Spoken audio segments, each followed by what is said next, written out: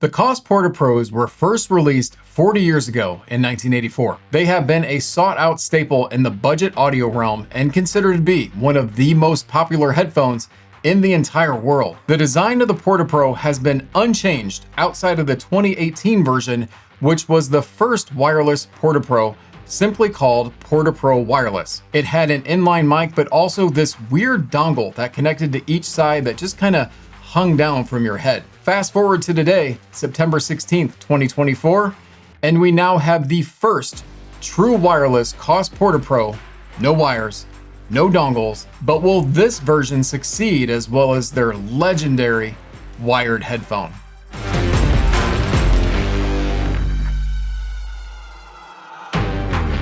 What's cracking, everyone? My name is Ryan, and today I'll be checking out the KOSS Porta Pro Wireless 2.0. This is a completely wireless dynamic driver headphone from KOSS, and it retails in for $99. A couple of things to note in this. First, these were sent out to me by KOSS. Even though I do get to keep these, everything said in this video are my own words and honest feedback.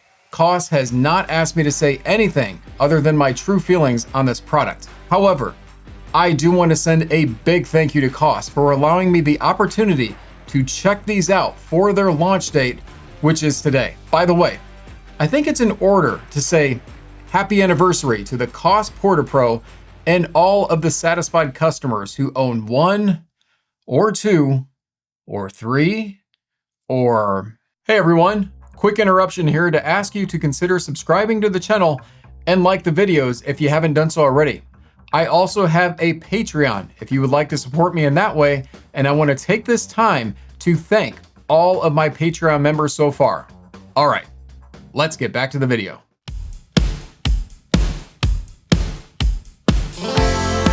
So the design here is 100% Porta Pro at its core, as in mostly plastic and steel.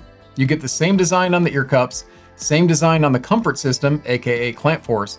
The only difference here is the headband is actually split into 2 thin steel bands as opposed to the single steel band system on the wired version. There's actually a technical reasoning for this, which we're going to talk about momentarily. Now the pads are also the same thin foam black pads, and the plastic piece that covers the drivers on each side is the traditional blue color. The headphone also folds up just like the original for easy storage in the included case. The functions of these being wireless is all on the right side. You have 3 buttons in total, and they are very plasticky and clicky type buttons.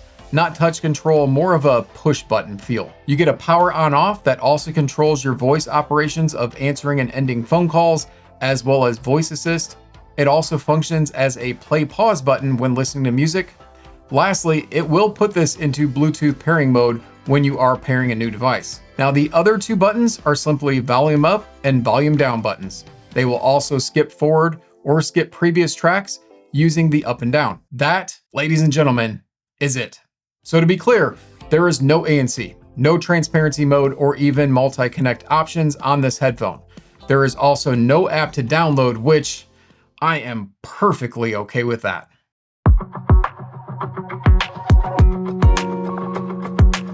Once again, the build here is identical to the Porta Pro wired headphone. The biggest difference? No wires. Hence the name wireless. Now, this is Bluetooth 5.2, but you won't find any of the extra bells and whistles going on with the codecs. KOSS doesn't even list the codecs, so I would assume it's just the standard versions and nothing too special, so don't be looking for lossless on the codecs of this headphone. I do want to talk about a very unique engineering that was accomplished with this headphone. KOSS has a patent pending design on this headband because there are no wires that connect the right side where the chip and the battery is to the left side of the driver.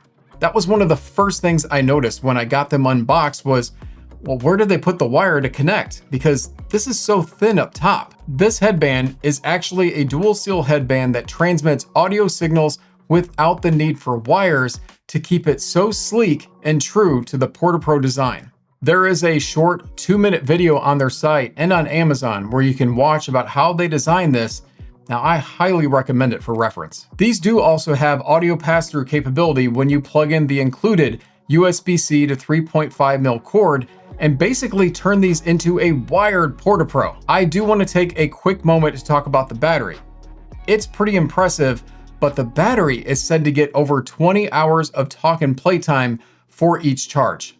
Lastly, the drivers are the same in this Porta Pro as the wired version, and that it is 60 ohms of impedance and has an SPL of 101 dB per milliwatt. One thing I don't want to forget to mention is what you get inside the box.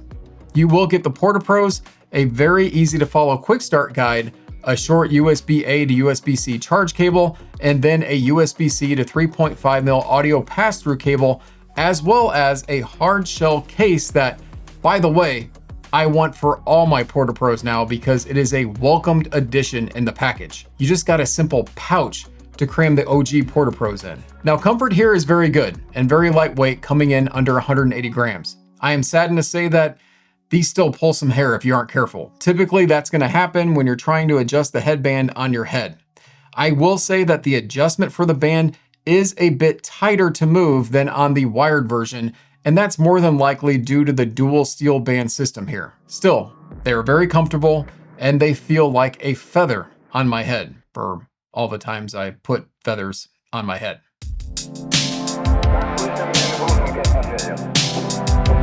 Since these do have a microphone for communications built in, I thought it would be beneficial to hear the quality.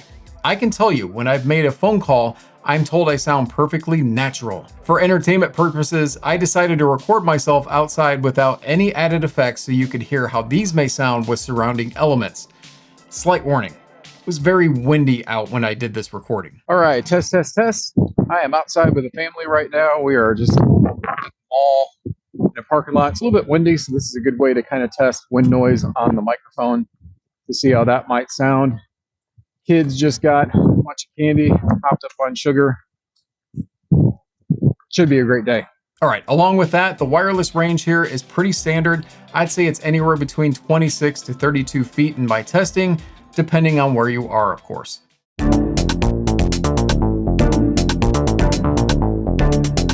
This is a pro tip for any Porta Pro owner. First thing I always do when ordering a set of Porta Pros is to get a pair of Yaxi Pads. The pads on the Porta Pros, they're fine, but I believe the sound quality is always much better when switching to the Yaxi Pads as they cover more circumference and just provide better dynamics. Just my opinion, and you can thank me later. I'll also throw in a link to the Yaxi Pads because, as you've already noticed, I've been using them on this set for my Joker themed color here.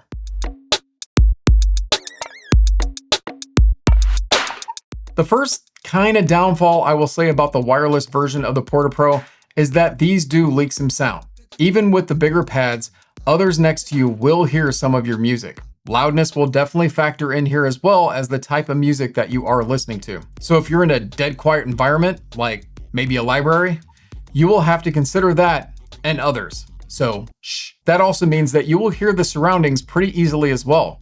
So this is not the kind of Bluetooth headphone you would take to the gym or a noisy environment, as you will not be able to deaden the outside sound. That will also make you crank up the volume on this headphone, which is not really advised if you value your hearing. I have found that I need to listen to these louder than I would the wired version, and I think it's simply because the Bluetooth here is just your standard 5.2. My Samsung S24 Ultra is almost always in the orange for my listening level, and I typically listen around 75 to 85 dB for reference.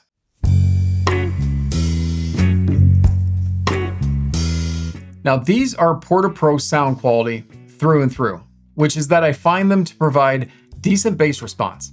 Now they don't go deep into the sub bass extension, but it's more of a mid and upper bass delight. It does have some weight and impact as well, which is nice.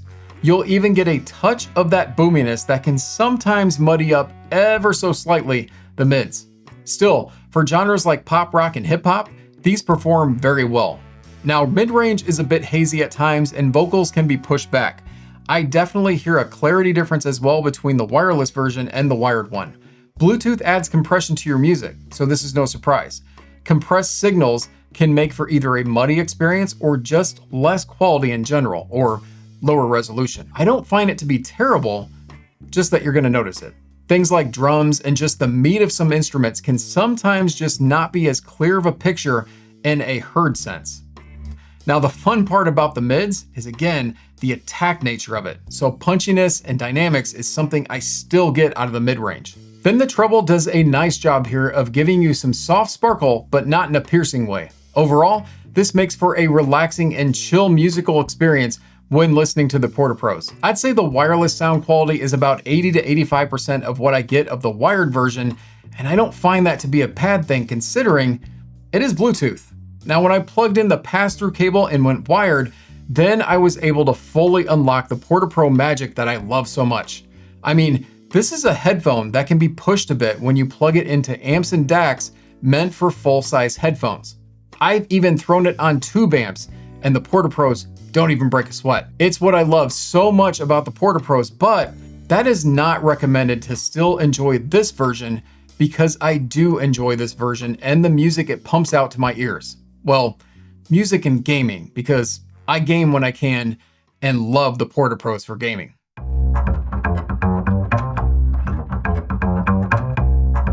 So I think it's fair to talk about the Porta Pros and the Porta Cons. That would be a terrible name of a headphone, by the way. Better for a name of a transformer or something. I'll start with the cons first.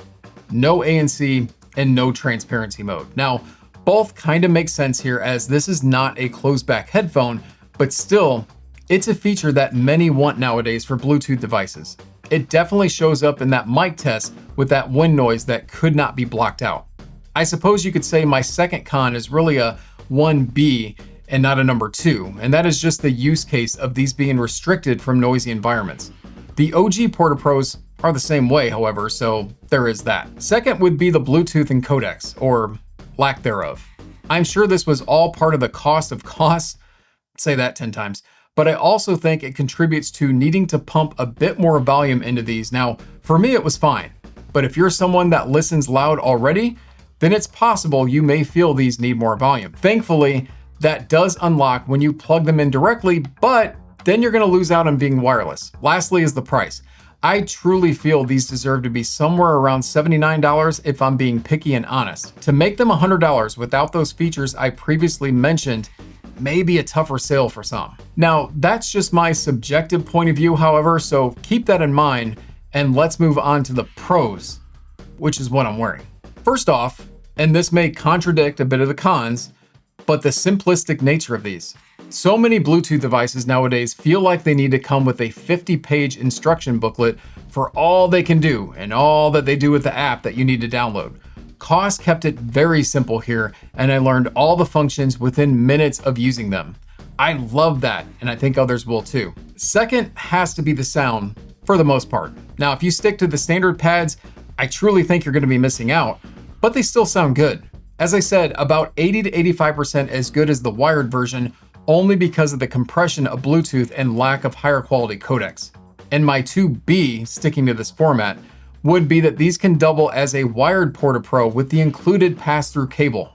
Lastly, I'd have to say the battery life and engineering of the headband system. I mean, I am truly impressed by the system of keeping things simple and keeping you listening to music longer. I gotta think KOSS put more importance of battery life over the extra things you could have gotten with ANC and Bluetooth codecs. So consider it a trade-off, but I do think many will like just how long these last. For instance, I had listened over 10 hours already and still had 70% of battery life left according to my phone. So I can easily see how these will go past 20 hours of use time. All right, hopefully you enjoyed this video and my thoughts on the Porta Pro Wireless 2.0. Please share your thoughts with me in the comments down below, as I am very curious to know what you think of the choices made here with this headphone. I'd like to thank each and every one of you for watching, and I will see you in the next one.